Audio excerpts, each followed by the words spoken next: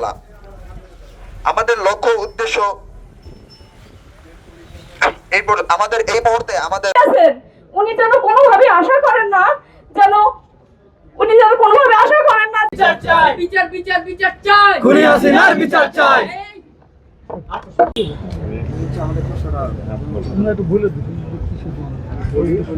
কামাল হোসেন, মোহাম্মদ তৌফিক হাসান, মোহাম্মদ জুবাইরুল ইসলাম অহনা, মিম আক্তার, ইসলাম, মোহাম্মদ আব্দুল্লাহ আল নায়ুম, নায়ুম ইসলাম, মোহাম্মদ আল ফাজিম, মোহাম্মদ মুসাম্মদ ইসামনি, আল আবিদ রাতুল।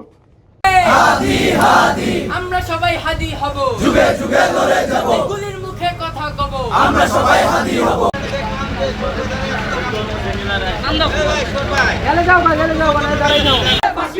হাসিনারে ফাঁসি দে, রক্ত ভেজা মাটিতে, রক্ত ভেজা মাটিতে, হাসিনারে ফাঁসি দে।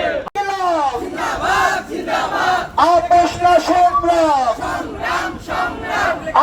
বিচার বিচার বিচার চাই, হত্যার বিচার চাই, গণহত্যার বিচার চাই, বিচার বিচার বিচার চাই, জুলাই হত্যার বিচার চাই, বিচার বিচার চাই, বিচার বিচার বিচার চাই, ইনকিলাব ইনকিলাব নিয়ে তাল বাহানা, চলবে না চলবে না, জুলাই নিয়ে তাল বাহানা, হাসিনারে ফাঁসি দে, রক্ত ভেজা মাটিতে, রক্ত ভেজা মাটিতে,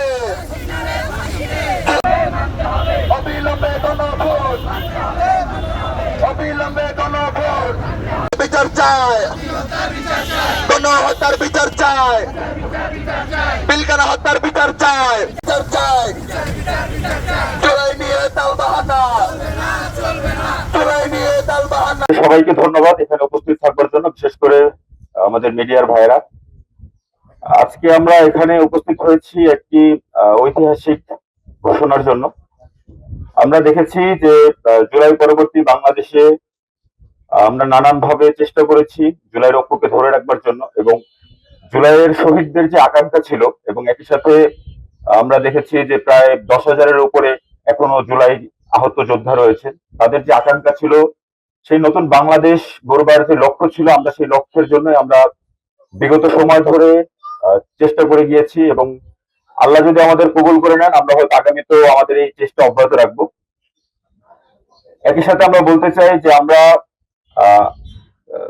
আমাদের যে বিগত সময়গুলোতে আমাদের একজন মুখপাত্র ছিল শহীদ শরীফ ওসমান হাদি ভাই, তিনি যতদিন ছিল ততদিন আসলে আমাদেরকে এভাবে করে একেবারে ওপেনলি আমাদের নামতে হতো না।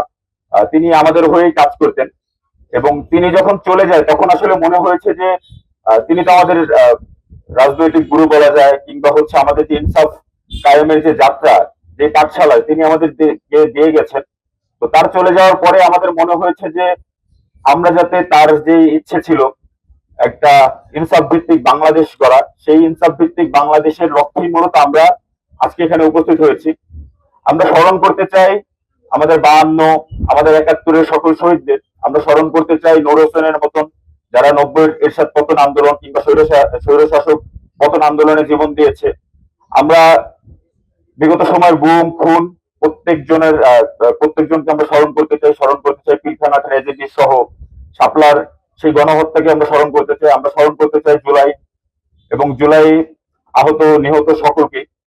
বিশেষ করে আমাদের এই যে আমরা আশুলিয়ার আমরা খুব ভালো একটা প্লেসে করতে পারতাম। আমরা কোন একটা অডিটোরিয়াম, কোন একটা সেন্টারে আমরা করতে পারতাম, কিন্তু আমাদেরকে মনে হয়েছে যে আমরা এই যে ওপেন প্লেসে, যেইখানটাতে আমাদের আসলে শহীদের রক্ত ছিল, যেইখানটাতে আমাদের শহীদদেরকে মেরে জীবন্ত পুড়িয়ে দেওয়া হয়েছিল, তার থেকে উত্তম বা তার থেকে সুন্দর কোনো স্থান অন্তত হতে পারে না।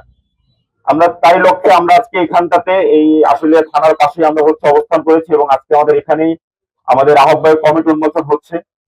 আমরা যাতে শহীদদের যে আকাঙ্ক্ষা ছিল, শহীদদের যে জুলাইয়ের যে লক্ষ্য ছিল, আমরা সেটা যাতে বাস্তবায়ন করতে পারি। এবং বর্তমান সরকারকে আমরা বলতে চাই যে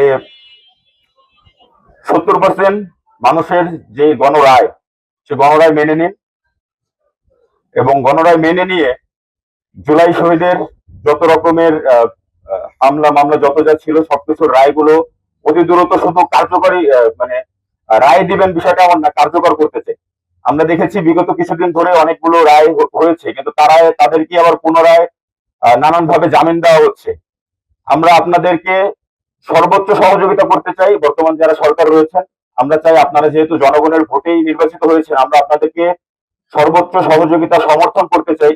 কিন্তু আপনারা যদি জুলাইকে অস্বীকার করেন, আপনারা যদি গুটি কয়েক 220 জন সদস্য কিংবা 300 জন সদস্য যদি আপনারা সংসদে বসে আমাদের এই 1500 শহীদ, আমাদের এই 10,000 আহত যোদ্ধাদের গণরায়কে আপনারা যদি অস্বীকার করেন, আপনারা যদি বাংলাদেশের 70% মানুষের ভোটকে অস্বীকার করেন, তাহলে আসলে আমরা ভুলে যাব আপনারা কিভাবে কাদের মাধ্যমে সংসদে বসেছেন।